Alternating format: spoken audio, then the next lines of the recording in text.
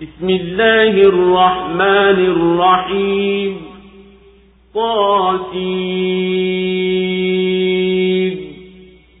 تلك آيات القرآن وكتاب مبين هدى وبشرى للمؤمنين الذين يقيمون الصلاة ويؤتون الزكاة وهم بالآخرة هم يوقنون. إن الذين لا يؤمنون بالآخرة زينا لهم أعمالهم فهم يعمهون. أولئك الذين لهم سوء العذاب وهم في الآخرة هم الأخسرون. وإنك لتلقى القرآن من لدن حكيم عليم. إذ قال موسى لأهله إني آنست نارا سآتيكم منها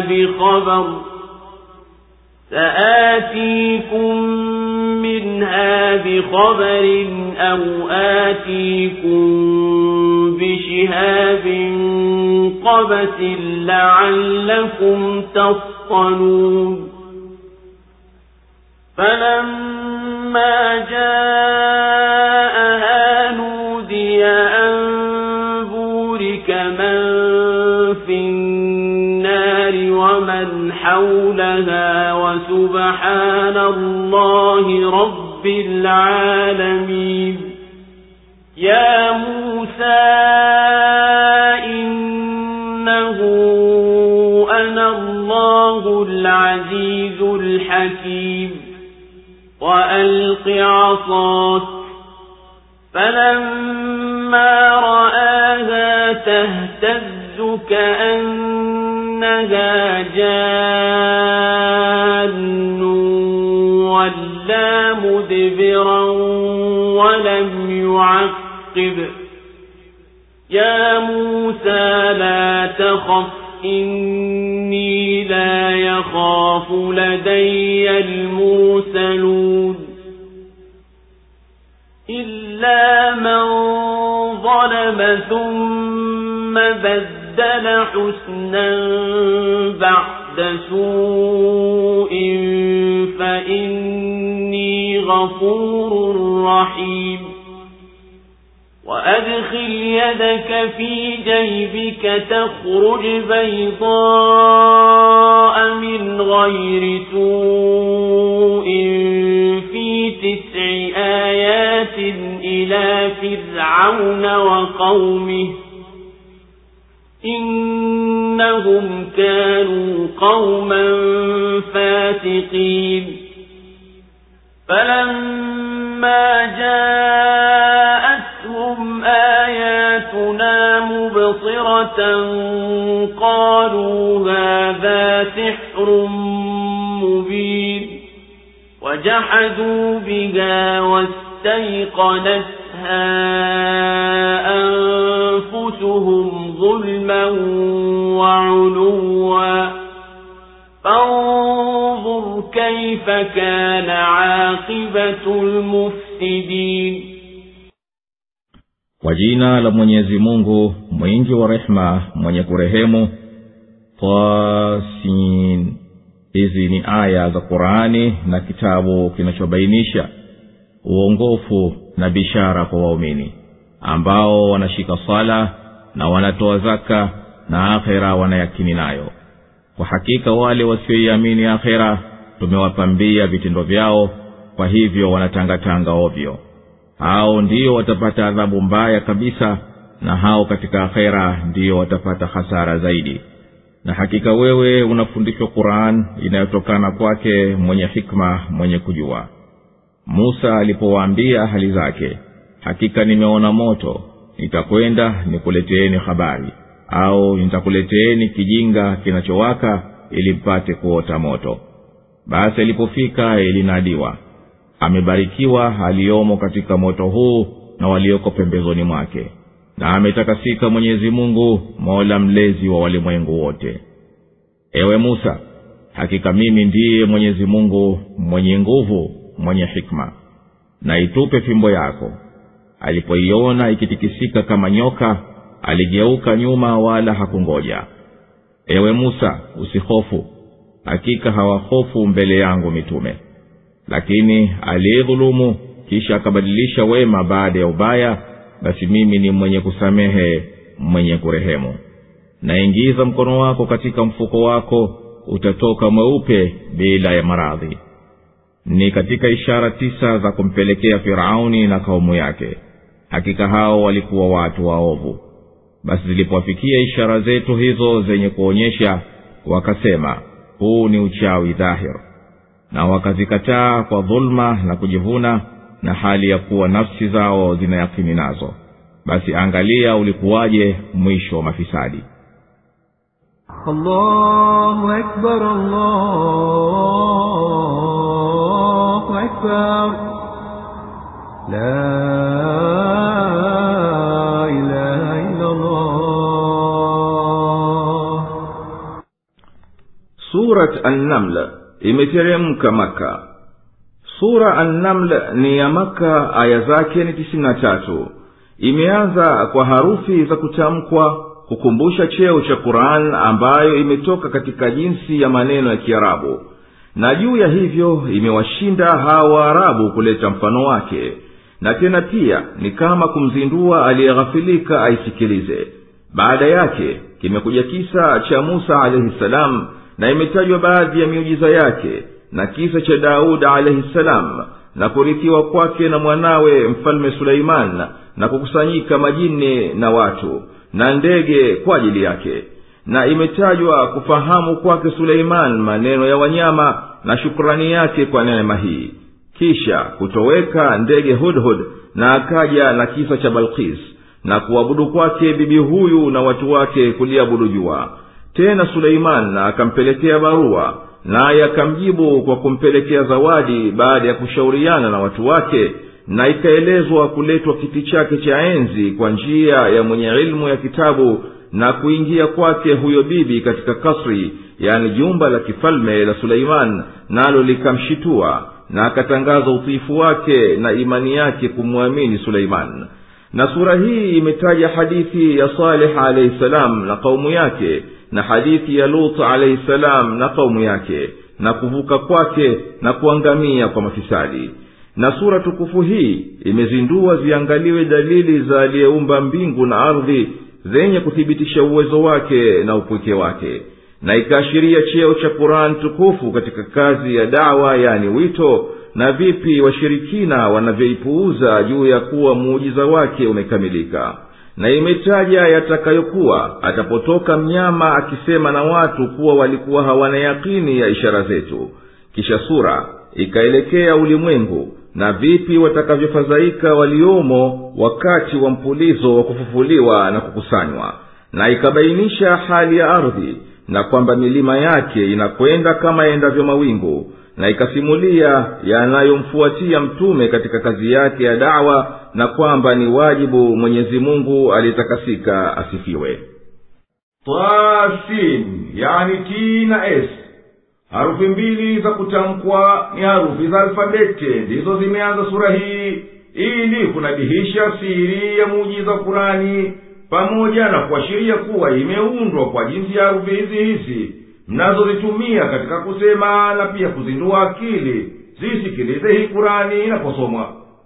Hizi aya zoteremka kwa kusomwa, na ni kitabu chenye kubainisha mambo yaliyokuja ndani yake. Na hii Qur'ani ni uongofu wa kuahidi waumini waifuate njia ya kheri na kufuzu duniani na akhera, na inawabashiria kuwa watapata malipo mazuri. Waumini hao ndio wanaoishika sala kwa unyenyekevu na kutimiliza nguzo, na wanatoa zaka kwa nyakati zake, na wanayakini ya maisha baada ya akhera, na yatayokuwa huko ya adhabu na thawabu. Hakika wale ambao hawaiamini akhera, sisi tumwapambia vitendo vyao kwa kuwaumbia matamanio ndani yake, kwa hivyo wao wanababaika humo katika upotovu wao. Hao ndiyo watapata adhabu mbaya kabisa, na akhera ndiyo watakuwa hasarani kushinda wote. Ewe nabii, wewe unapokea Kurani hii unayoteremshiwa kutokana na yeye ambaye hapana anemkaribia kwa hikma yake, naye anajua kila kitu. Kumbuka pale Musa alipomwambia mkewe na walio pamoja naye, na yeye ndiyo anarejea Misri, mimi nimeona moto, nitakwenda kuleteni habari ya njia, au nitapata kijinga cha moto kitachokufaeni kwa kuota moto kwa hii baridi.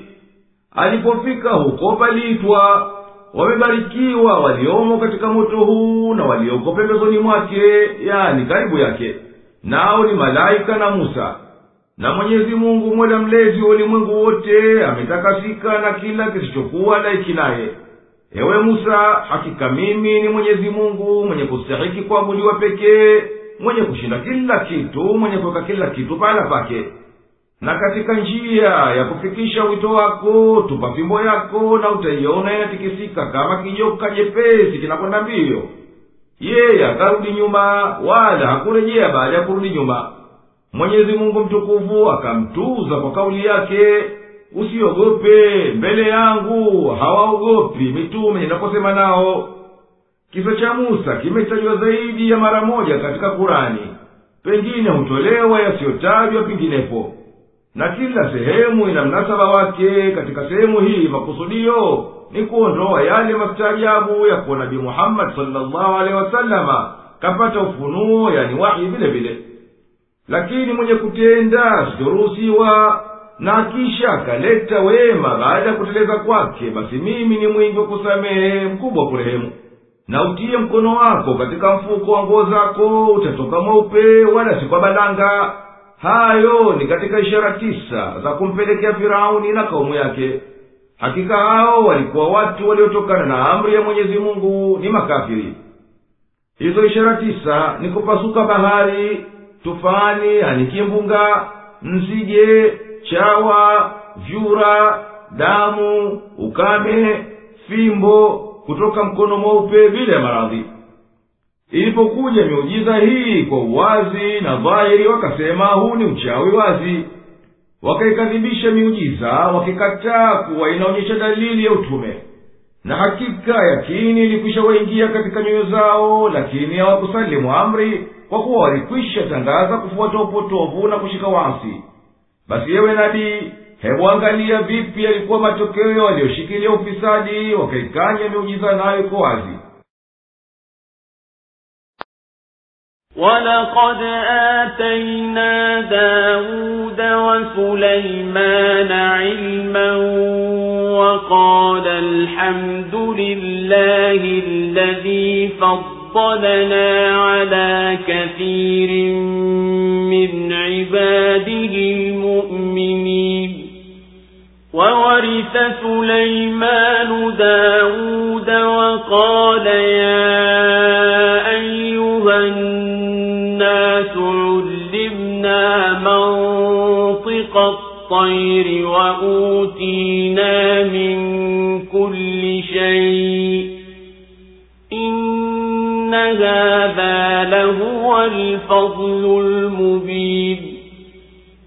وَحُشِرَ لِسُلَيْمَانَ جُنُودُهُ مِنَ الْجِنِّ وَالْإِنسِ وَالطَّيْرِ فَهُمْ يُوزَعُونَ.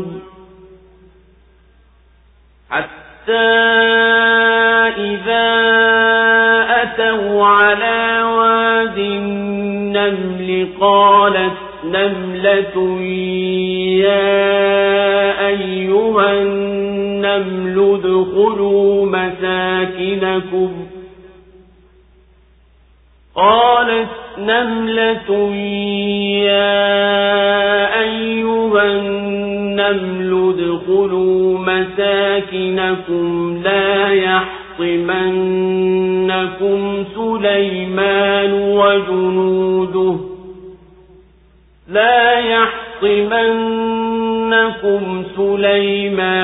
وجنوده وهم لا يشعرون. فتبسم تبسم ضاحكا من قولها وقال رب أوزعني أن أشكر نعمتك التي أنعمت علي وعلى والدي وأن أعمل صالحا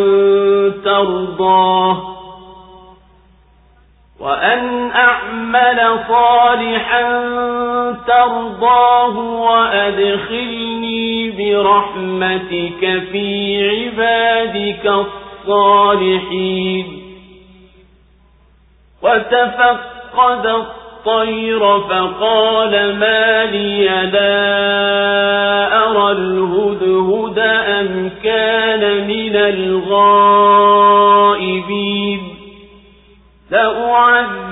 لأعذبنه عذابا شديدا أو لأذبحنه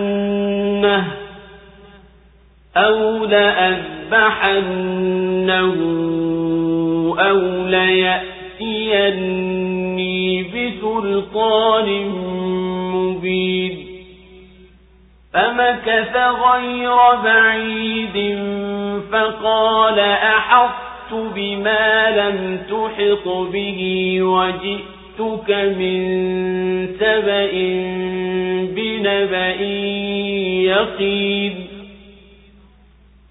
إني وجدت امرأة تملكهم وأوتيت من كل شيء ولها عرش عظيم وجدتها وقومها يسجدون للشمس من دون الله وزين لهم الشيطان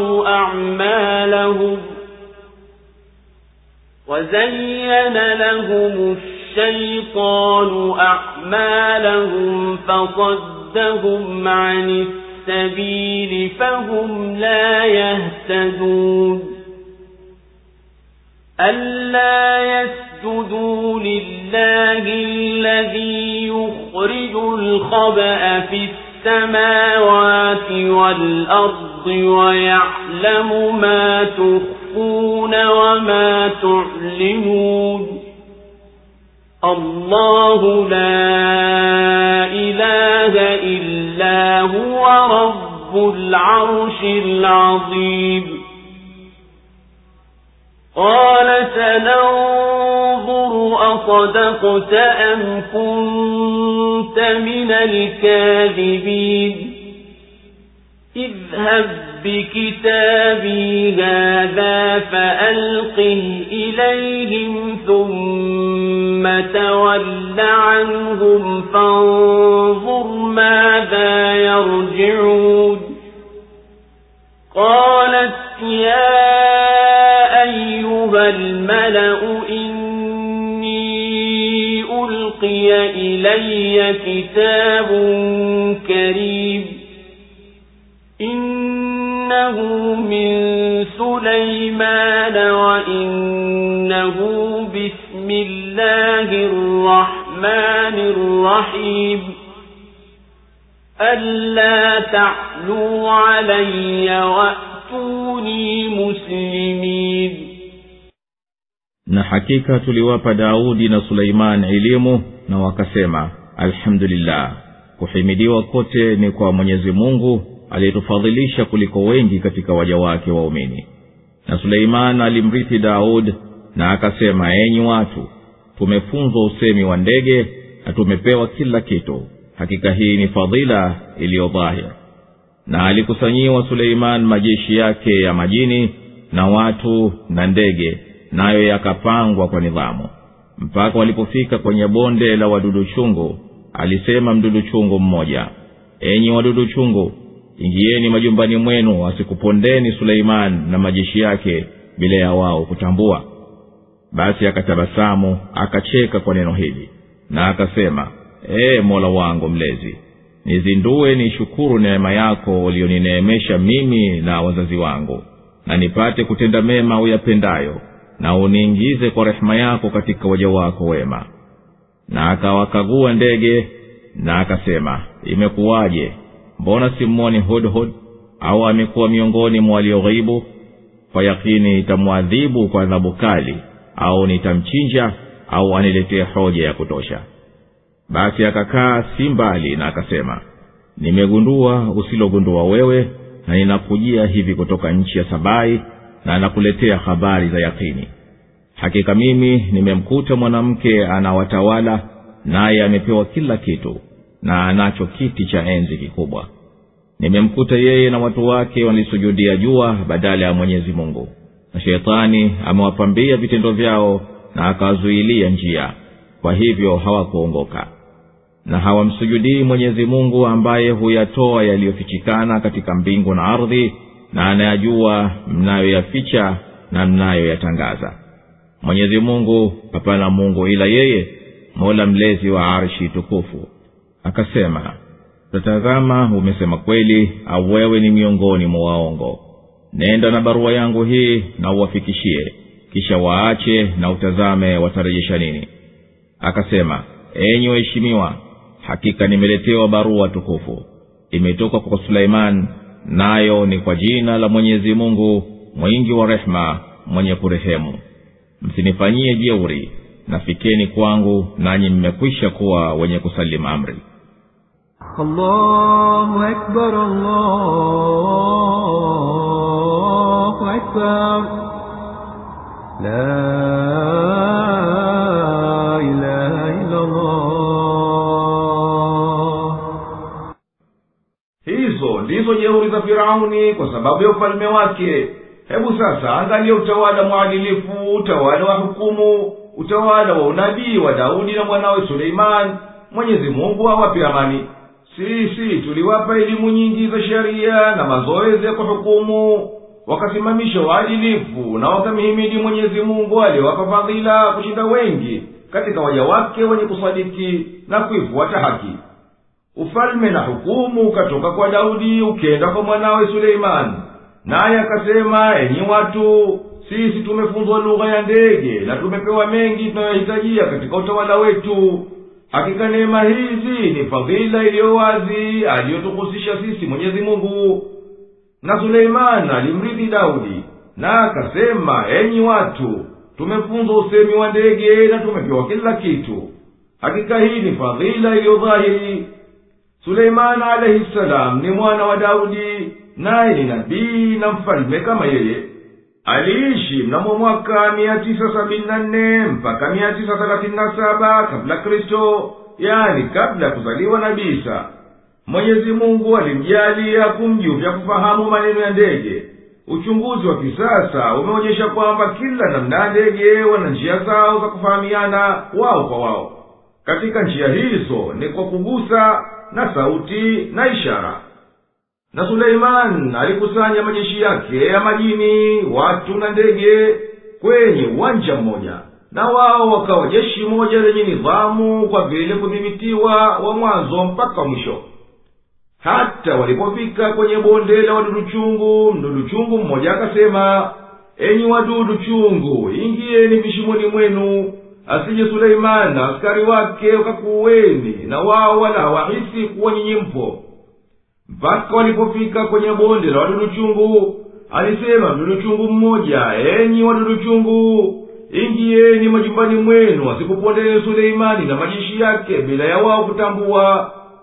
Inafahamikana wazi katika aya hii kuwa wadudu chungu wanaishi kwa makundi, yani wana umoja, na moja katika sifa zao ni kuwa macho na kutahadhari. Na inajulikana tangu zamani kuwa wadudu chungu wana sifa kadhaa wa kadhaa mahsusi ambazo zinaonyesha kuwa wana umoja wenye nidhamu madhubuti katika hukumu, na wana kiasi kikubwa cha akili na werevu na nguvu za kukumbuka na kupenda kazi na kukakamia na juhudi isiyojua kunyong'onyea wala kukata tamaa, kama wanavyojulikana kuwa wana wingi wa hila za kuendesha kazi zao. Na dalili ya hayo ni kuwa jamaa wa wadudu chungu ni peke yao baada ya binadamu ndio wanaozika maiti wao, na makundi mbalimbali yao yanashughulikia kukutana pala pamoja kwa nyakati maalum. kwa ajili ya hayo zimewekwa siku mahsusi za kusimamisha soko wanapokusanyika makundi yote kwa kubadilishana bidhaa na kujuana. Na makundi haya yanapokutana hutokea mazungumzo kwa hima kubwa na ulizana masuala yaliyohusiana na mambo yao. Katika yanayoonekana yaliyofungamana na mikusanyiko hiyo ni kuzuka mashauri yaliyohusu umma wao, kama kutengeneza barabara ndefu kwa subira na kukakamia kuna kustajabisha. Wala makundi haya hayatosheki na kufanya kazi mchana tu, bali huendeleza kazi zao katika masiku ya mwezi ama masiku ya kiza hubaki muhai mwao. Na jamaa wa makundi haya wana njia za pekee za kukusanya na kubeba na kuhifadhi vifaa vyao vya kula. Akishindwa mdudu kuchukua chakula alichokikusanya kwa mdomo wake, ukisukuma kwa miguu yake ya nyuma na akakinyanyua kwa mikono yake. Na katika mtindo wao ni kuzing'ong'ona mbegu na kuzipasua baadhi ya nafaka kabla ya kuzirindika ili zisije kuchipua. Na mbegu kubwa kubwa huzigawa vipande vipande ili wewepesi kuziingiza katika ghala zao, na pindi zikiroana kwa mvua huzitoa zipate upepo na jua zikauke. Suleiman akatabasamu akicheka kwa ile kauli ya mdudu chungu yenye kushughulikia maslaha yao, na akahisi neema ya Mwenyezi Mungu mtukufu iliyo juu yake. Akasema, ewe uliyeniumba, nijalie niwe na shukurani kwako kwa neema ulizonineemesha mimi na wazazi wangu, na niwezeshe nitende vitendo vyema unavyoviridhia, na unitie kwenye rehema yako iliyotimia. Akalikagua jeshi lake la ndege asimwone Hudhud. Akastaajabu akasema, mbona simwoni Hudhud? Yupo hapa na mimi simwoni, au ameghibu hayupo miongoni mwenu? Wallahi nitampatisha adhabu kali ya kumshikisha adabu, au nitamchinja ikiwa kosa lake ni kubwa, ila aniletee hoja madhubuti ya kumtoa makosani kwa kutokuwepo mbele yangu. Na Hudhud alikuwa kakaa si pahala mbali kwa muda usiokuwa mrefu. Kisha akamjia Suleiman akamwambia, nimejua jambo lilokuwa wewe hujalijua, na nimekujia kutoka nchi ya Sabai na habari muhimu sana, nayo ni ya kweli kwa yakini. Basi hakukaa mbali na akasema, nimegundua usilogundua wewe, na ninakujia hivi kutoka nchi ya Sabai, na nakuletea habari za yakini. Hakika mimi nimemkuta mwanamke anawatawala, naye amepewa kila kitu na anacho kiti cha enzi kikubwa. Nimemkuta yeye na watu wake walisujudia jua badala ya Mwenyezi Mungu, na shetani amewapambia vitendo vyao na akawazuilia njia, kwa hivyo hawakuongoka. Hizo ndizo aya hasa zilizohusu ufalme wa Sabai. Na hii Sabai ni moja katika falme za kusini ya Arabuni na inaitwa Yaman, na ambayo zamani ilikuwa ni maarufu kwa jina la Arabia iliyoneemeka. Na jina hili la mwisho linaonyesha maendeleo yake na utajiri wake, kwani kwa hakika ilikuwa nchi hiyo ina ustaarabu wa juu tangu miaka 2000 kabla kuzaliwa Nabii Isa alayhi salam, ikitegemea makulima kwa sababu ya rutuba ya ardhi yake na uzuri wa hali yake ya hewa, na pia ikitegemea biashara kwa kuwa ipo kati baina bara Hindi na Uhabeshi na Somalia na Sham na Iraq. Na kwa hakika mahodhi yaliyojengwa kuwekea maji na kuyatumia na maarufu yao yote ni hodhi Maarib. Tazama aya 16 sura 7. Na miji iliyojengewa ngome na makasri na mahekalu yanashuhudia mpaka hii leo maendeleo ya kijamii ya utajiri uliokuwepo katika nchi hii. Na hakika nakshi walizozinakishi watawala wao, na baina ya nakshi hizo zipo kanuni za kuendeshea mambo ya ujenzi na mengineyo, yanaonyesha kwa kila dalili ukomo wa ustaarabu ulionawiri waliofikiria.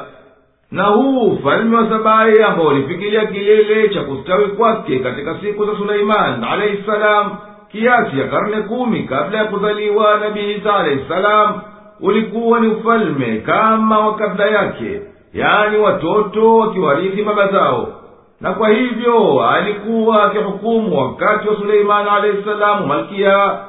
Wataalamu wa tarikh wamestalifiana juu ya jina la malkia huyo, Waarabu wakimwita Balqis, akisaidiwa na wazee waheshimiwa kama ni baraza la mashauri lake.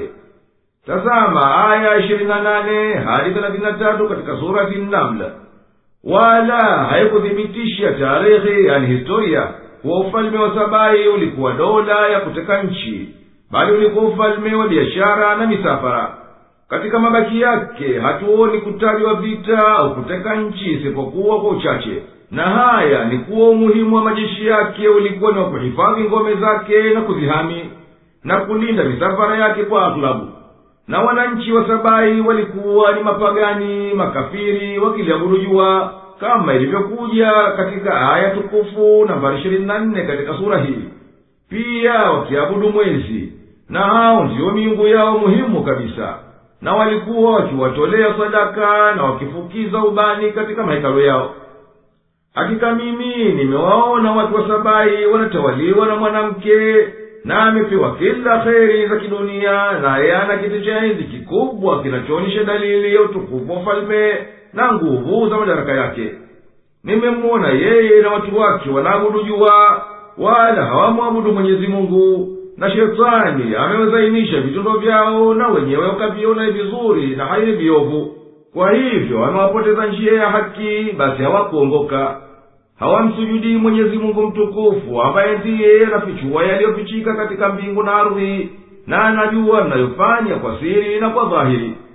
Mwenyezi Mungu ambaye hapana kuabudiwa kwa haki isipokuwa yeye, ndiye mwenye madaraka makuu yasiyo na ukomo juu ya kila kiumbe. Suleimani akasema kumwambia Hudhud, tutaichungua habari yako hii tujue kwamba umesema kweli au wewe ni miongoni mwa waongo. Nenda na barua yangu hii umfikishie yeye na kaumu yake, kisha jitenge nao ujifiche pahali karibu, uangalie wanarejeshiana maneno gani. Barua ikamfikia yule malkia, naye basi akakusanya waheshimiwa wa kaumu yake na halmashauri wake. Naye akasema, enyi waheshimiwa, mimi hakika imenifikilia barua yenye shani kuu.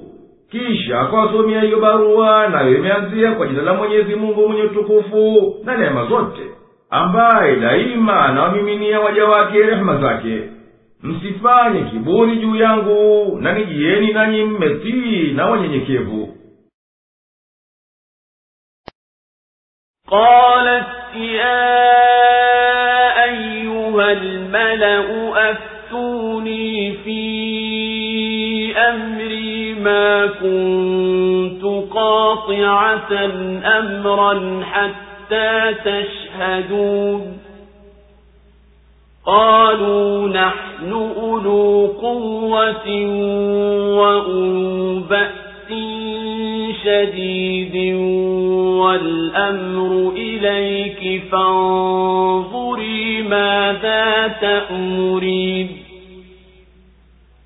قالت إن الملوك إذا دخلوا قرية أفسدوها وجعلوا أعزة أهلها أذلة وكذلك يفعلون وإني مرسلة إليهم بهدية فناظرة بما يرجع المرسلون فلما جاء سليمان قال أتمدونني بمال فما آتاني الله خير مما آتاكم بل أنتم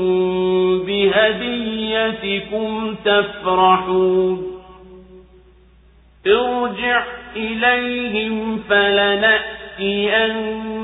فلنأتينهم بجنود لا قبل لهم بها ولنخرجنهم منها أذلة وهم صاغرون قال يا أيها الملأ أيكم يأتيني بعرشها قبل أن يأتوني مسلمين قال عفريت من الجن أنا آتيك به قبل أن تقوم من مقامك وإني عليه لقوي أمين قال الذي عنده علم من الكتاب أنا آتيك به قبل أن يرتد إليك طرفك فلما رآه مستقرا عنده قال هذا من فضل ربي ليبلوني أأشكر أم أكفر ومن شكر فإنما يشكر لنفسه ومن كفر فإن ربي غني كريم قال نكروا لها عرشها ننظر أتهتدي أم تكون من الذين لا يهتدون فلما جاءت قيل أهكذا عرشك قالت كأنه هو وأوتينا العلم من قبلها وكنا مسلمين وصدها ما كانت تعبد من دون الله إنها كانت من قوم كافرين قيل لها ادخل الصرح فلما رأته حسبته لجة وكشفت عن ساقيها قال إنه صرح ممرد من قوارير قالت رب إني ظلمت نفسي وأسلمت مع سليمان لله رب العالمين. Akasema, enyi waheshimiwa, nipeni shauri katika jambo langu hili, kwani mimi sikati shauri yoyote mpaka mhudhurie. Wakasema, sisi ni wenye nguvu na wakali kwa vita, na amri iko kwako, basi tazama ni nini unaamrisha. Akasema, hakika wafalme wanapouingia mji wanauharibu na wanawafanya wale watukufu wake kuwa wanyonge, na hivyo ndivyo watendavyo. Lakini mimi nitawapelekea zawadi, nami nitangoja watakayorudi nayo wajumbe. Basi alipofika kwa Suleimani, alisema, hivyo ndiyo nyinyi mnanisaidia kwa mali? Alionipa Mwenyezi Mungu ni bora zaidi kuliko aliyokupeni nyinyi, lakini nyinyi mnafurahia hii zawadi yenu.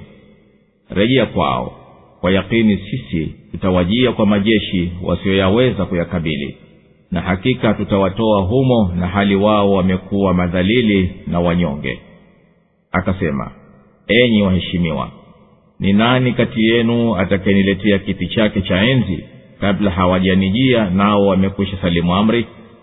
Akasema Afriti katika majini, mimi nitakuletea kabla hujainuka pahali pako hapo, na mimi kwa hakika nina nguvu na mwaminifu. Akasema mwenye elimu ya kitabu, mimi nitakuletea kabla ya kupepesa jicho lako. Basi alipokiona kimewekwa mbele yake, akasema, haya ni katika fadhila zake Mola wangu mlezi, ili anijaribu nitashukuru au nitakufuru. Na mwenye kushukuru kwa hakika anashukuru kwa manufaa ya nafsi yake, na anayekufuru kwa hakika Mola wangu mlezi ni mkwasi na karimu.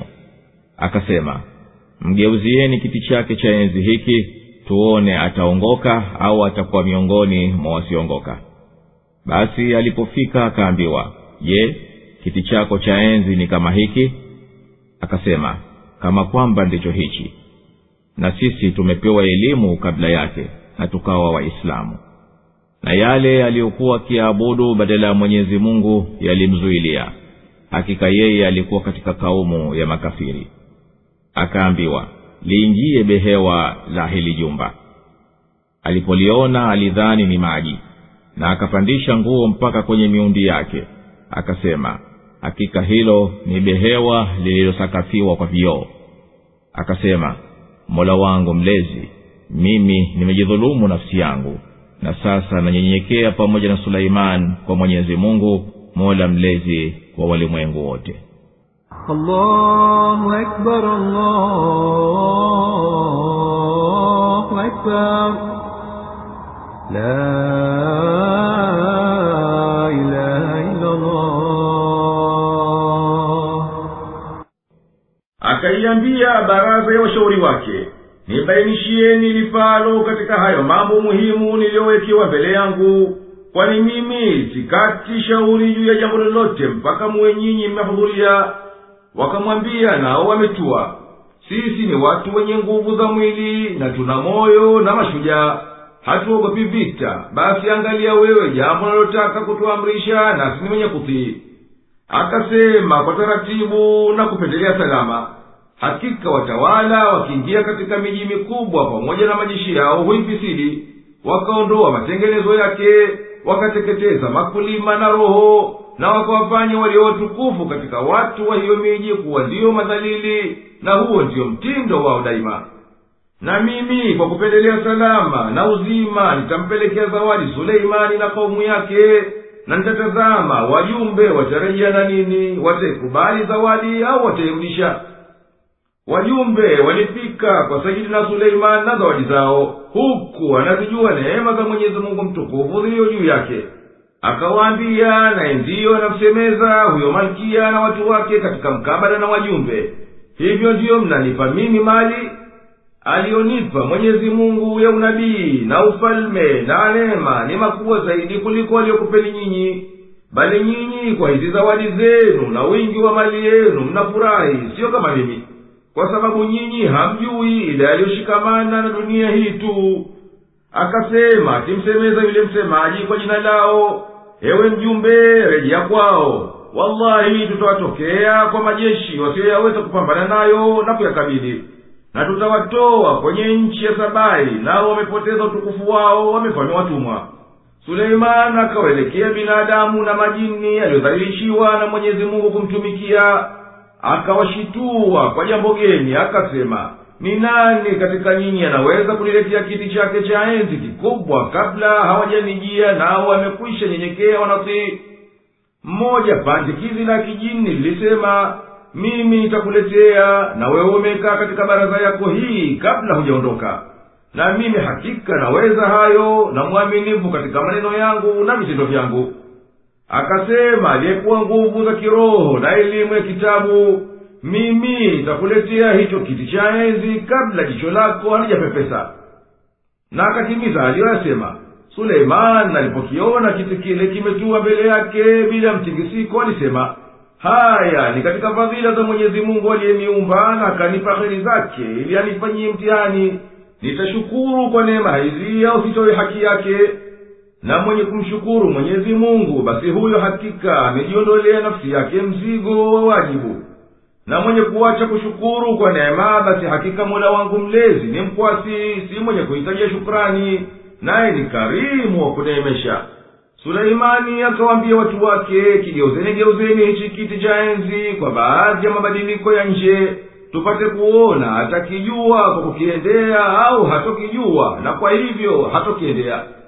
Alipofika jicho lake lilipiga kwenye kiti chake cha enzi, akaambiwa, je, kiti chako cha enzi ni mfano wa hiki? Akasema, kwa vile kilivyokamilika kufanana, kama kwamba ndicho hichi. Na Suleiman na walio pamoja naye wakasema, sisi tulishapewa ujuzi kumjua Mwenyezi Mungu na uwezo wake na ukweli yaliyokuja kutoka kwake kama anavyojua mwanamke huyu. Na sisi tangu hapo ni watu tuliomfuata Mwenyezi Mungu na tunamsafia yeye ibada. Na zile ibada za jua na mfano wake zilimzuia yule malkia kumwabudu Mwenyezi Mungu, kwani yeye alikuwa katika kaumu ya makafiri. baada ya hao akaambiwa, ingia katika jumba la Suleimani, na uwanja wake wa ndani ulikuwa umesakafiwa kwa kioo, na chini yake maji na samaki wakiogelea humo.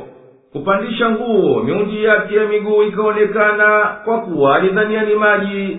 Suleimani akamwambia, hicho ni kioo. Basi akamwathiri yale madhahiri ya kilimwengu, na akaona kuwa ufalme wake yeye haufai chochote mbele ya ufalme wa Nabii Suleimani. Akasema, Mola Mlezi, hakika mimi nimedhulumu nafsi yangu kwa kughurika na ufalme wangu na ukafiri wangu, na sasa ninanyenyekea pamoja na Suleimani kumwamini Mwenyezi Mungu mtukufu, mwenye kuumba walimwengu wote na kuwalea na kuwasimamia.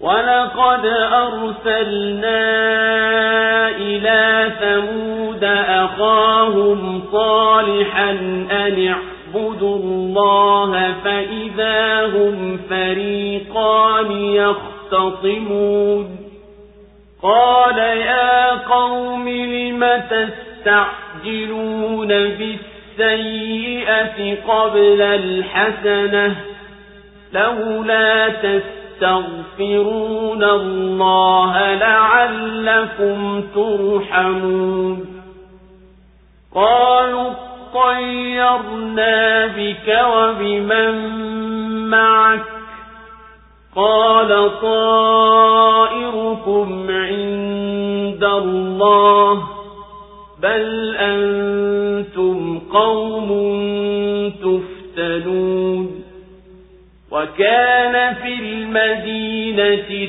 9 رهط يفسدون في الأرض ولا يصلحون قالوا تقاسموا بالله لنبيتنه وأهله ثم لنقولن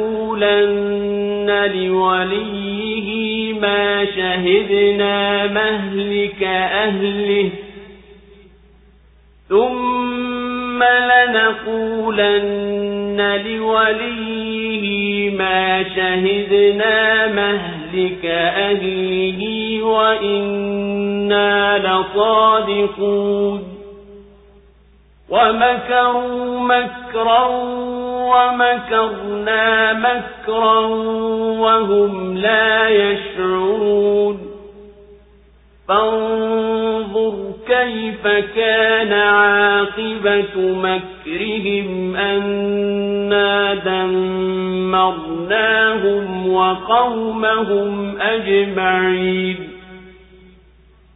فتلك بيوتهم خاوية بما ظلموا إن في ذلك لآية لقوم يعلمون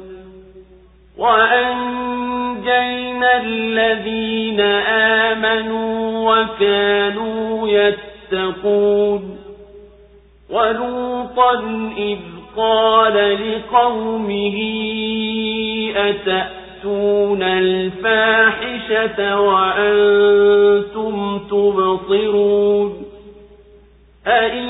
أئنكم لتأتون الرجال شهوة من دون النساء بل أنتم قوم تجهلون فما كان جواب قومه إلا أن قالوا أخرجوا آل لوط من قريتكم إنهم أناس يتطهرون فأنجيناه وأهله إلا امرأته قدرناها من الغابرين وأمطرنا عليهم مطرا فساء مطر المنذرين na kwa kina Thamudi tulimtuma ndugu yao Saleh kuwaambia, mwabuduni Mwenyezi Mungu. Basi wakawa makundi mawili yanayogombana.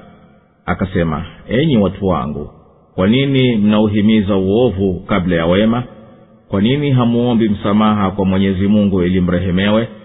Wakasema, tuna kisirani nawe na wale walio pamoja nawe. Yeye akasema, uaguzi wa ukorofi wenu uko kwa Mwenyezi Mungu, lakini nyinyi ni watu mnaojaribiwa. Na walikuwamo mjini watu 9 wakifanya ufisadi katika nchi, wala hawafanyi la maslaha. Wakasema, apishaneni kwa Mwenyezi Mungu, tutamshambulia usiku yeye na ahali zake, kisha tutamwambia mrithi wake, sisi hatukuona maangamizo ya watu wake, na sisi bila shaka tunasema kweli. Basi wakapanga mipango yao, na sisi tukapanga mipango yetu, na wao hawatambui. Basi angalia ulivyokuwa mwisho wa mipango yao, ya kwamba tuliwaangamiza wao pamoja na watu wao wote. Basi hizo nyumba zao ni tupu kwa sababu ya walivyodhulumu. Hakika bila shaka katika hayo ipo ishara kwa watu wanaojua. Na tukawaokoa wale walioamini na waliokuwa wacha Mungu. Na Luthi alipoambia watu wake, je, mnafanya uchafu nanyi mnawaona? Hivyo nyinyi mnawaingilia wanaume kwa matamanio badala ya wanawake? Hakika nyinyi ni watu mnaofanya ujinga kabisa. Basi haikuwa jawabu ya watu wake ila ni kusema, wafukuzeni wafuasi wa Luthi katika mji wenu, au ni watu wanaojitia usafi. Basi tukamwokoa yeye na ahali zake isipokuwa mkewe, tukamkadiria katika waliobaki nyuma, na tukawanyeshea mvua. Ni ovu kweli kweli hiyo mvua ya waliokwisha onywa. Allahu Akbar, Allahu Akbar, la ilaha illa Allah.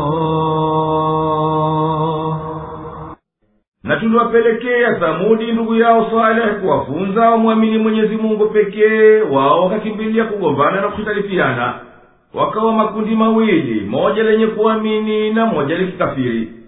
Saleh akasema nao kuwanasihi, enyi watu, mbona mnaihimiza adhabu mlioahidiwa kabla ya kutubu? Kwa nini hamuombi msamaha kwa Mola wenu mlezi, mkamwamini yeye kwa kutaraji ya kurehemuni? Wakasema, sisi tunakuona wewe na hao walio nawe ni wakorofi, ndiyo tukapatilizwa na ukame. Yeye akasema, sababu za kheri na shari zinazokuteremkieni bila shaka yoyote zinatoka kwa Mwenyezi Mungu, bali nyinyi ni watu mnaopewa mitihani ya neema na nakama ili mpate kuamini. Na waongozi wa shari kati yao walikuwa ni 9. Kati yao ni kufisidi katika nchi kwa maoni yao na madai yao, wala haukuwa mtindo wao kutenda jema lolote. Wale washirikina wakaambizana wenyewe kwa wenyewe, apishaneni kwa jina la Mwenyezi Mungu kwamba kwa yakini tutamshambulia yeye na ahali zake na tutawaua, kisha tutamwambia jamaa yao wa damu kwamba sisi hatukuyaona mauaji yake wale ahali zake, na hakika sisi ni wasema kweli kwa haya tuliyoyataja. Walipanga kumuua Saleh na ahali zake, na Mwenyezi Mungu nyuma yao kapanga kumwokoa nabii wake na ahali zake, na kuwateketeza wao na hali wao hata watambui. Ewe nabii, hebu tazama vipi yalikuwa matokeo ya mipango yao na mipango yetu. Sisi tuliwaangamiza wote hao wao na kaumu yao. Na hebu yatazame mabaki yao, utakuta nyumba zao zimeanguka, zimevurugika kwa sababu ya udhalimu wao na kufuru zao na kumtaka shari nabii wao. Hakika kwa waliofanyiwa kina Thamudi ipo ishara kwa watu wanaojua uwezo wetu na wakawaidhika. Na sisi tukakiokoa kikundi kilichomwamini Saleh kutokana na hilaki hii, na wakawa wanaogopa kuziacha amri zake. Ewe nabii, mtaje Luthi na habari zake pamoja na kaumu ya watenda uchafu, pale alipowaambia, je, mnafanya dhambi hizi ambazo zimepita hadi ya uchafu na kinyume na maumbile, na hali nyinyi mnaona na mnaangalia uovu wa haya mliyoshikilia? Hivyo inaelekea katika nadhari ya akili zenu na maumbile kuingilia wanaume kwa matamanio yenu, na mkawawacha wanawake.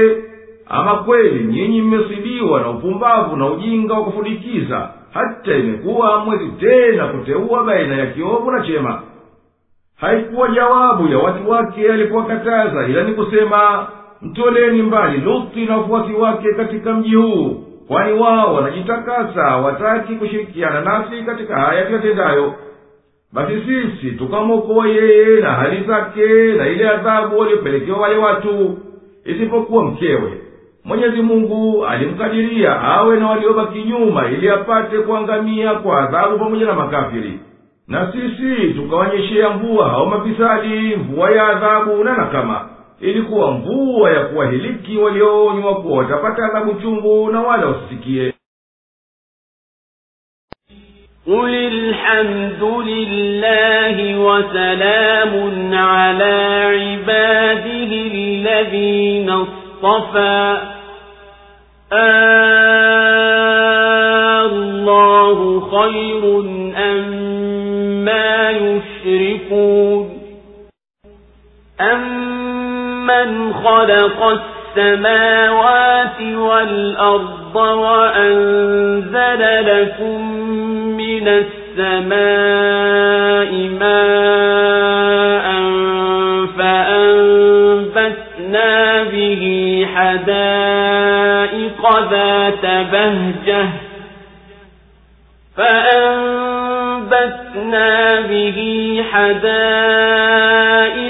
ذات بهجة ما كان لكم أن تنبتوا شجرها أإله مع الله بل هم قوم يعدلون أمن جعل الأرض قرارا وجعل خلالها أنهارا وجعل لها رواسي وجعل بين البحرين حاجزا أإله مع الله بل أكثرهم لا يعلمون أمن يجيب المضطر إذا دعاه ويكشف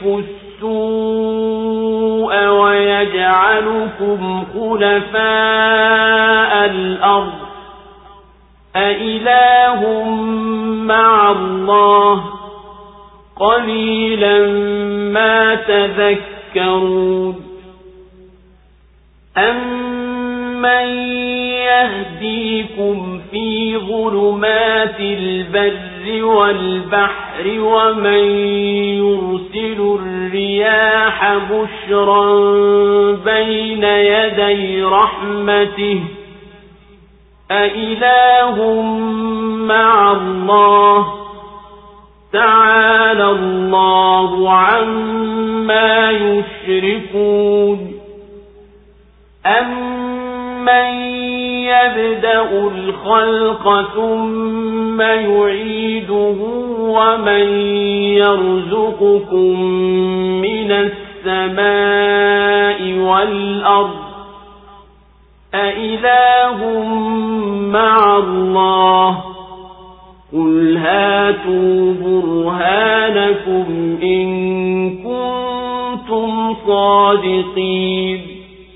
قل لا يعلم من في السماوات والأرض الغيب إلا الله وما يشعرون أيان يبعثون بل ادارك علمهم في الآخرة بل هم في شك منها بل هم منها عمود. Sema, alhamdulillah, kuhimidiwa ni kwa Mwenyezi Mungu, na amani ishuke juu ya waja wake aliowateua. Je, Mwenyezi Mungu ni bora au wale wanaowashirikisha naye? Au nani yule aliyeziumba mbingu na ardhi na akakuteremshieni maji kutoka mbinguni, na kwa hayo tukaziotesha bustani zenye kupendeza? Nyinyi hamna uwezo wa kuiotesha miti yake. Je, yupo Mungu pamoja na Mwenyezi Mungu, bali hao ni watu waliopotoka. Au nani yule aliyeifanya ardhi mahali pa kutua, na akajalia ndani yake mito, na akaweka milima, na akaweka baina ya bahari mbili kiziwizi? Je, yupo Mungu pamoja na Mwenyezi Mungu? Bali wengi wao hawajui. Au nani yule anayemjibu mwenye shida pale anapomwomba, na akaiondoa dhiki, na akakufanyeni warithi wa ardhi? Je, yupo Mungu pamoja na Mwenyezi Mungu? Ni machache mnayoyazingatia. Au nani yule anayekuongoeni katika giza la bara na bahari, na akazipeleka pepo kuleta bishara kabla ya rehema zake? Je, yupo Mungu pamoja na Mwenyezi Mungu? Ametukuka Mwenyezi Mungu juu ya wanaowashirikisha naye. Au nani anayeuanzisha uumbaji kisha akaurejesha? Na nani anayekuruzukuni kutoka mbinguni na kwenye ardhi? Je, yupo Mungu pamoja na Mwenyezi Mungu? Sema, leteni hoja zenu kama nyinyi ni wasema kweli. Sema, hapana katika mbingu na ardhi ajuaye ya ghaibu isipokuwa Mwenyezi Mungu, wala wao hawajui lini watafufuliwa. Kwani huo ujuzi wao umefikiria kuijua akhira, bali wao wamo katika shaka nayo tu, bali wao ni vipofu nayo. Allahu Akbar, Allahu Akbar, la ilaha illa Allah. Ewe Mtume, sema, hakika mimi namhimidi Mwenyezi Mungu na namsifu yeye peke yake, na namwomba Mwenyezi Mungu salama na maamkio kwa waja wake aliowateua kwa kuwapa ujumbe wake. Na ewe Mtume, waambie washirikina, je, kumwamini Mwenyezi Mungu mmoja aliyempweke ni bora kwa mwenye kuamini au kuabudu masanamu mnayomshirikisha naye, nayo hayawezi kukudhuruni wala kukufaeni? Bali ewe Mtume, waulize, ni nani aliyeziumba mbingu na ardhi na viliomo ndani yake, na akakuteremshieni kutoka mbinguni mvua yenye manufaa, na kwa hiyo akakuotesheni bustani nzuri zenye kupendeza?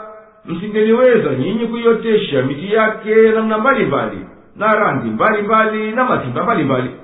Mipango hii iliyoumana sawa katika uumbaji inathibitisha kuwa hapana Mungu pamoja na Mwenyezi Mungu. Lakini makafiri ni watu waliopotoka wakaiacha haki na imani, na wameelekea kwenye upotovu na ushirikina.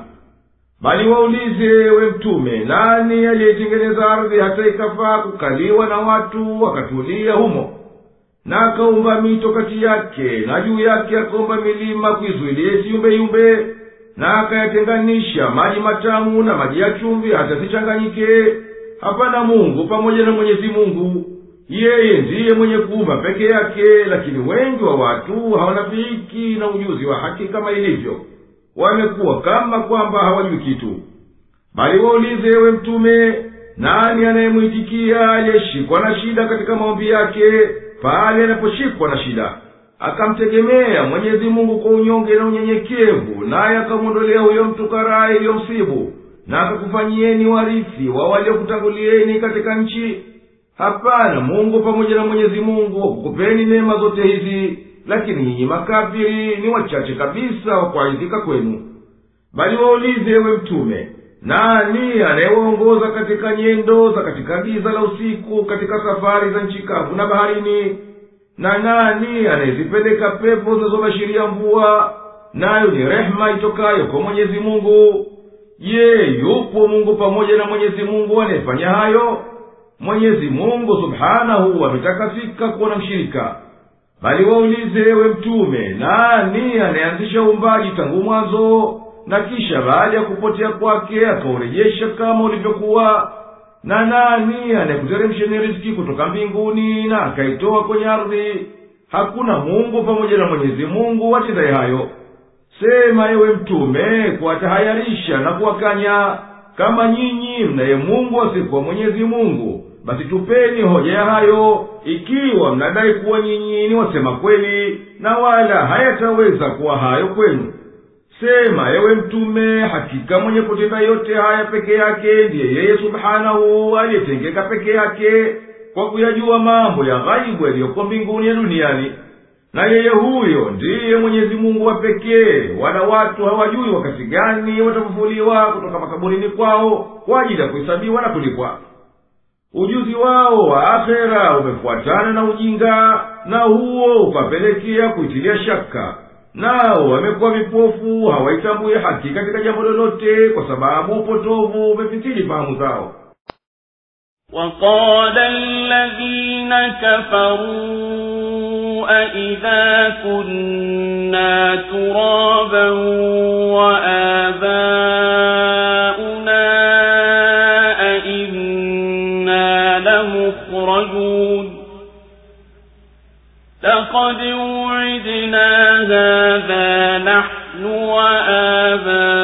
وآباؤنا من قبل إن هذا إلا أساطير الأولين قل سيروا في الأرض فانظروا كيف كان عاقبة المجرمين ولا تحزن عليهم ولا تكن في ضيق مما يمكرون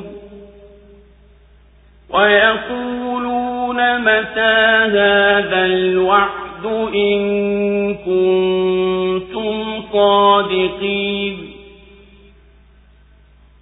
قل عسى أن يكون ردف لكم بعض الذي تستعجلون وإن ربك لذو فضل على الناس ولكن أكثرهم لا يشكرون وإن ربك ليعلم ما تكن صدورهم وما يعلنون وما من غائبة في السماء والأرض إلا في كتاب مبين إن هذا القرآن يقص على بني إسرائيل أكثر الذي هم فيه يختلفون وإنه لهدى ورحمة للمؤمنين إن ربك يقضي بينهم بحكمه وهو العزيز العليم فتوكل على الله إنك على الحق المبين إنك لا تسمع الموتى ولا تسمع الصم الدعاء إذا ولوا مدبرين وما أنت بهاد العمي عن ضلالتهم إن تسمع إلا من يؤمن بآياتنا فهم مسلمون وإذا وقع القول عليهم أخرجنا لهم دابة من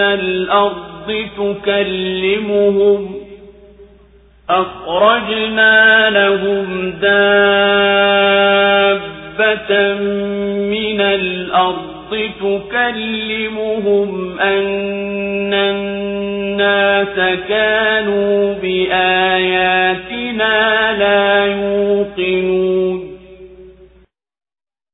Na wakasema waliokufuru, tutapokuwa mchanga sisi na baba zetu, hivyo kweli tutakuja tolewa?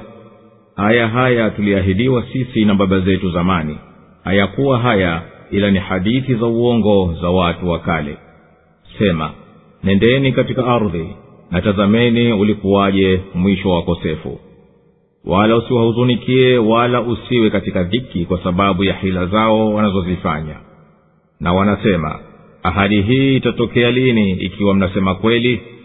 Sema, asa ni karibu kukufikieni sehemu ya yale mnayoyahimiza. Na hakika Mola wako mlezi ni mwenye fadhila kwa watu, lakini wengi wao hawashukuru. Na hakika Mola wako mlezi anayajua yanayoficha vifua vyao na wanayoyatangaza. Na hakuna siri katika mbingu na ardhi ila imo katika kitabu kinachobainisha. Hakika Qur'ani hii inawasimulia wana wa Israeli mengi wanaohitalifiana nayo. Nayo hakika ni uongofu na rehma kwa waumini. Hakika Mola wako mlezi atawahukumu kwa hukumu yake, naye ni mwenye nguvu mjuzi. Basi mtegemee Mwenyezi Mungu, hakika wewe uko juu ya haki iliyo wazi. Kwa hakika wewe huwezi kuwafanya maiti wasikie, wala kuwafanya viziwi wasikie wito wanapokwisha geuka kwenda zao, wala huwezi kuongoa vipofu waache upotovu wao. Huwezi kuwafanya wasikie isipokuwa wenye kuziamini ishara zetu, na hao ndiyo watiifu. Na itapoangukia kauli juu yao, tutawatolea mnyama katika ardhi atakayewasemeza ya kuwa watu walikuwa hawana na yakini na ishara zetu. Allahu Akbar, Allahu Akbar, la ilaha illa Allah. Wakasema makafiri kwa kukanya kufufuliwa, hivyo sisi tukishakuwa mchanga na ikishaoza miili yetu na baba zetu waliotutangulia, ndio tutarejeshwa tutolewe upya tuwe wahai? Muhammad ametuahidi kuwa tutafufuliwa kama mitume waliotangulia walivyoahidi baba zetu. Ingelikuwa hayo ni kweli, basi ingelikwisha kuwa haya si chochote ila ni uongo tu wa watu wa kale. Ewe mtume, waambie, tembeni duniani na mtazame mabaki yaliyowapata waliokadhibisha, nayo ni adhabu ya Mwenyezi Mungu. Huenda labda mkayazingatia haya na mkayahofu adhabu ya akhera. Ewe mtume, usiwahuzunikie makafiri wasiokufuata, kwani kwa hakika wajibu wako ni kufikisha ujumbe tu. Wala usiwe na dhiki kifuani mwako kwa sababu ya hila zao na vitimbi vyao, kwani hakika Mwenyezi Mungu atakupa ushindi juu yao. Na makafiri wanafanya ukomo wa juhudi yao kukanusha, na wanahimiza adhabu kwa kusema, lini basi itakuwa hiyo adhabu ambayo imetutishia kuwa itakuja? Ikiwa nyinyi mnasema kweli kuwa adhabu itawashukia wanaokanusha, ewe mtume, sema huenda ikakukuteni na imekukaribieni baadhi ya adhabu mnayohimiza. Na hakika Mwenyezi Mungu Mola wako mlezi, ewe mtume, ni mwenye neema na ihsani kwa watu wote. Na katika rehema zake ni kuakhirisha hiyo adhabu kwa hao wanaokadhibisha, lakini watu wengi hawaelewi fadhila za Mwenyezi Mungu wala hawamshukuru.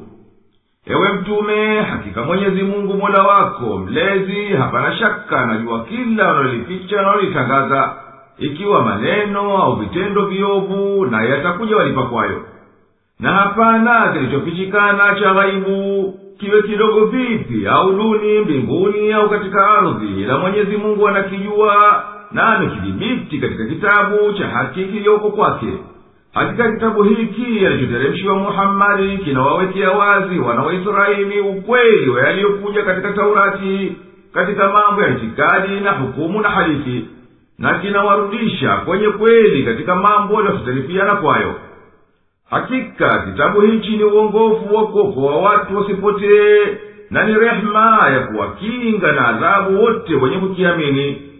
Ewe mtume, hakika Mola wako mlezi atawapambanua watu wote siku ya kiyama kwa uadilifu wake, naye ndiye mwenye nguvu za kushinda, basi hapana wa kuipinga hukumu yake.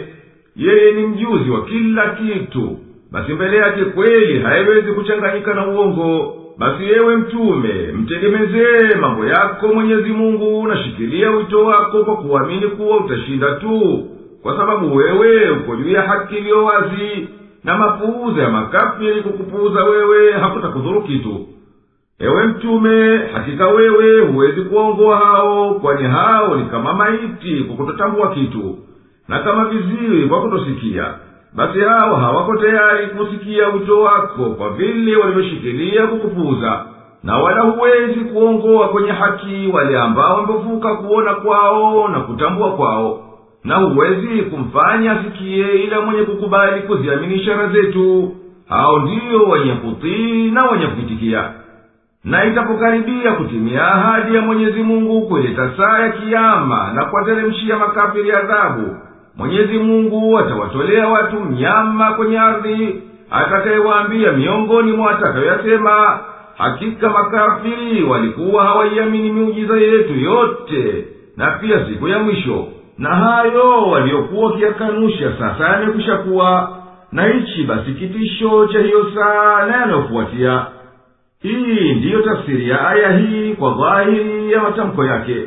Na zipo tafsiri mbili nyinginezo ambazo dhahiri ya aya zinazoweza kuwa: kwanza ni kuwa makusudio ya dabba ni yeyote aendaye yajibu katika watu au wengineo, na hapa inachukuliwa kuwa ni watu watakaokuja kabla ya kiyama.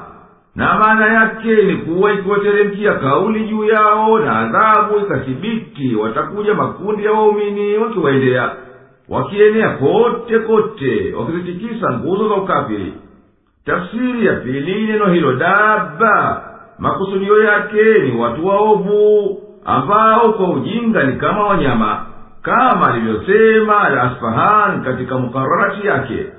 Na maana yake ni kuwa ikikaribia siku ya kiyama, uovu na ufisadi utazidi, na kiyama wanachokikanusha makafiri ndiyo kitakuja. Na hiyo kauli itakuwa nayo ni kauli ya kutamkwa kwa mdomo, lakini kwa kuwa hali yenyewe itakuwa hivyo ni kama ilivyosemwa, kama maoni yalivyokushatangulia. وَيَوْمَ نَحْشُرُ مِنْ كُلِّ أُمَّةٍ فَوْجًا مِّمَّنْ يُكَذِّبُ بِآيَاتِنَا فَهُمْ يُوزَعُونَ حَتَّى إِذَا جَاءُوا قَالَ أَكَذَّبْتُمْ بِآيَاتِي وَلَمْ تُحِيطُوا بِهَا عِلْمًا قَالَ أَكَذَّبْتُمْ بِآيَاتِي وَلَمْ تُحِيطُوا بِهَا عِلْمًا أَمْ مَاذَا كُنتُمْ تَعْمَلُونَ وَوَقَعَ الْقَوْلُ عَلَيْهِمْ بِمَا ظَلَمُوا فَهُمْ لَا يَنطِقُونَ أَلَمْ يَرَوْا أَنَّا جَعَلْنَا اللَّيْلَ لِيَسْكُنُوا فِيهِ وَالنَّهَارَ مُبْصِرًا إِنَّ فِي ذَلِكَ لَآيَاتٍ لِقَوْمٍ يُؤْمِنُونَ وَيَوْمَ يُنفَخُ فِي الصُّورِ فَفَزِعَ مَن فِي السَّمَاوَاتِ وَمَن فِي الْأَرْضِ إِلَّا مَن شَاءَ اللَّهُ وَكُلٌّ أَتَوْهُ دَاخِرِينَ وَتَرَى الْجِبَالَ تَحْسَبُهَا جَامِدَةً وَهِيَ تَمُرُّ مَرَّ السَّحَابِ صُنْعَ اللَّهِ الَّذِي أَتْقَنَ كُلَّ شَيْءٍ إِنَّهُ خَبِيرٌ بِمَا تَفْعَلُونَ مَنْ جَاءَ بِالْحَسَنَةِ فَلَهُ خَيْرٌ مِنْهَا وَهُمْ مِنْ فَزَعٍ يَوْمَئِذٍ آمِنُونَ وَمَنْ جَاءَ فكبت وجوههم في النار هل تجزون إلا ما كنتم تعملون إنما أمرت أن أعبد رب هذه البلدة الذي حرمها وله كل شيء وأمرت أن أكون من المسلمين وأن أتلو القرآن فمن اهتدى فإنما يهتدي لنفسه ومن ضل فقل إنما أنا من المنذرين وقل الحمد لله سيريكم آياته فتعرفونها وما ربك بغافل عما تعملون. Na siku tutapokusanya kutoka kila umma kundi katika wanaokadhibisha ishara zetu, nao watagawanywa mafungu mafungu. Hata watakapofika atasema, je, nyinyi si mlizikanusha ishara zangu pasipo kuzijua vyema, au mlikuwa mkifanya nini? Na kauli itawaangukia juu yao kwa vile walivyodhulumu, basi hao hawatasema lolote. Je, hawaoni kwamba sisi tumeufanya usiku ili watulie na mchana wa kuangaza? Hakika katika hayo zipo ishara kwa watu wanaoamini. Na siku litakapopulizwa baragumu, watahangaika waliomo mbinguni na katika ardhi ila amtakaye Mwenyezi Mungu, na wote watamfikia nao ni wanyonge. Na unaiona milima unaidhania imetulia, nayo inakwenda kama mwendo wa mawingu. Huo ndio ufundi wa Mwenyezi Mungu aliyetengeneza vilivyo kila kitu. Hakika yeye anazo habari za yote miatendayo. Watakaokuja na mema watapata bora kuliko hayo, nao watasalimika na mahangaiko ya siku hiyo. Na watakaokuja na uovu, basi zitasunukishwa nyuso zao motoni. Je, kwani mnalipwa isipokuwa mliokuwa mkiyatenda?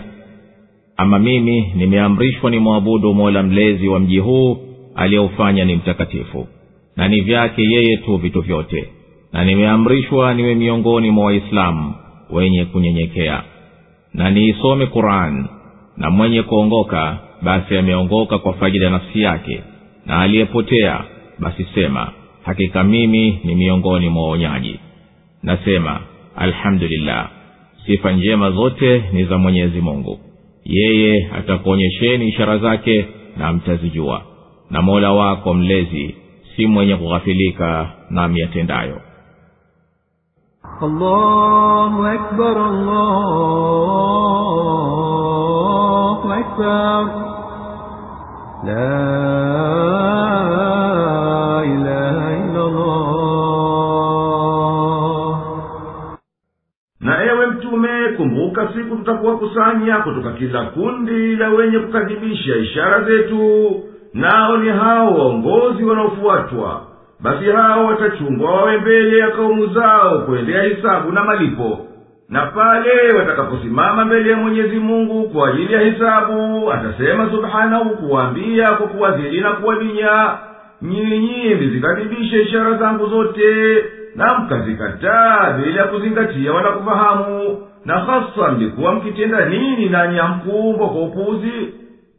Na adhabu itawateremkia kwa sababu ya kujidhulumu nafsi zao kwa ukafiri, basi watakuwa hawawezi kujilinda wala kutaka udhuru. Bila shaka wameshuhudia kuwa Mwenyezi Mungu ameufanya usiku ili wapate kupumzika, na akaufanya mchana unamwangaza wapate kushughulikia kutafuta maisha yao. Hakika katika hayo zipo dalili wazi za uungu wa Mwenyezi Mungu na upweke wake kwa watu wanaozingatia wakaamini. Na taja ewe mtume siku watakapopuliza Israfili baragumu kwa idhini ya Mwenyezi Mungu, na watakapoingiwa kiwewe walioko katika mbingu na katika ardhi kwa kitisho cha mpulizo huo, isipokuwa huyo ambaye Mwenyezi Mungu atamtuliza na atamhifadhi na kitisho. na viumbe vyote watakuja kwa Mola wao mlezi, nao ni madhalili. Na unaiona ewe mtume milima, na unadhani haitaharaki imetulia tu, lakini kwa hakika inakwenda mbio kama mawingu. Na haya ni katika uundaji wa Mwenyezi Mungu aliyeumba kila kitu na akakizua. Hakika yeye subhanahu ni mwenye kutimia ujuzi wake kwa yote wayatendayo watu ya utiifu na maasi, naye atawalipa kwayo. Na unaiona milima, unaidhani imetulia, nayo inakwenda kama mwendo wa mawingu. Huo ndio ufundi wa Mwenyezi Mungu aliyetengeneza vilivyo kila kitu. Hakika yeye anazo habari za yote myatendayo. Aya hii inathibitisha kuwa vitu vyote vinavyofuata mvutano wa ardhi kama milima, bahari na funiko la anga na kadhalika vinashirikiana na dunia katika mzunguko wake wa kila siku juu ya msumari kati wake, na mzunguko wake wa kila mwaka kulizunguka jua. Lakini mzunguko huu hauonekani, ni kama kwenda kwa mawingu angani. Wanaotazama wanayaona, lakini hawasikii sauti yao wala hawayagusi.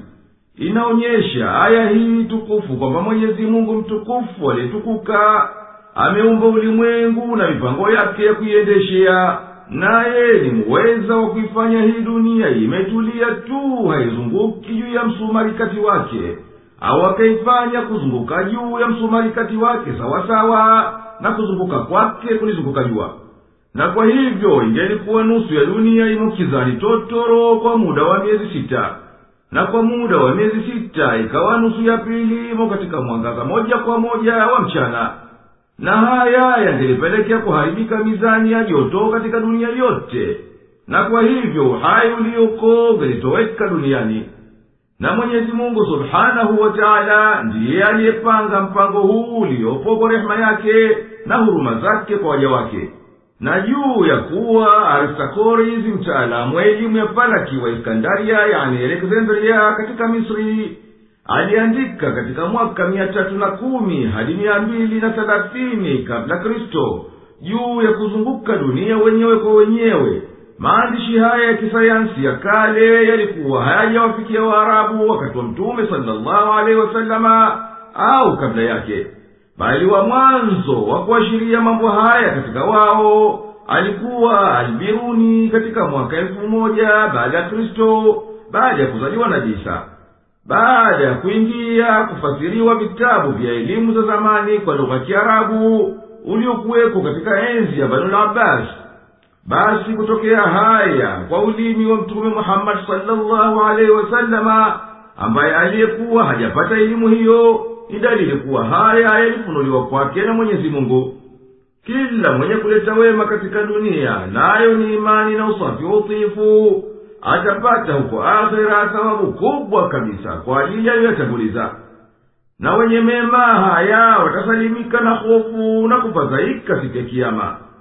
Na kila mwenye kuleta uovu katika dunia, nao ni shirki na maasia, na akafa na hayo, basi malipo ya kundi hili ni kuwa Mwenyezi Mungu atawasukumiza juu ya nyuso zao katika moto, na wataambiwa hapo kwa kuwatayarisha, hakika hii leo hamlipwi ila kwa sababu ya shirki yenu na maasi yenu. Ewe Mtume, waambie watu, sikuamrishwa ni mwabudu yeyote isipokuwa Mwenyezi Mungu, Mola mlezi wa mji wa Makka aliyeutukuza, na akaufanya mtakatifu wenye amani, usiofaa kumwagwa damu ndani yake, wala kuwindwa wanyama wake, wala kukatwa miti yake. Na vitu vyote viliomo ulimwenguni ni vya Mwenyezi Mungu kuvimiliki na kuvitawala. Na mimi nimeamrishwa niwe katika wanaomnyenyekea Mwenyezi Mungu, na nimeamrishwa nidumishe kuisoma Kurani kwa ibada na kuzingatia na kuitia watu wafuate yaliyomo humo. Basi mwenye kuongoka akaiamini na akafuata wewe, basi kheri ya hayo na malipo yake ni kwa nafsi yake. Na mwenye kupotea sifuate haki na asikufuate wewe, mwambie, hakika mimi ni mtume, naonya na nafikisha ujumbe tu. Nasema ewe Mtume, alhamdulillah, sifa njema zote ni za Mwenyezi Mungu kwa neema ya unabii na uongofu. Mwenyezi Mungu atakuonyesheni hapa duniani athari za uwezo wake, na akhera atakuonyesheni ukweli waliokwambieni, na mtayajua vilivyo. wala Mwenyezi Mungu hashindwi kukuhisabieni wala haghafiliki na vitendo vyenu.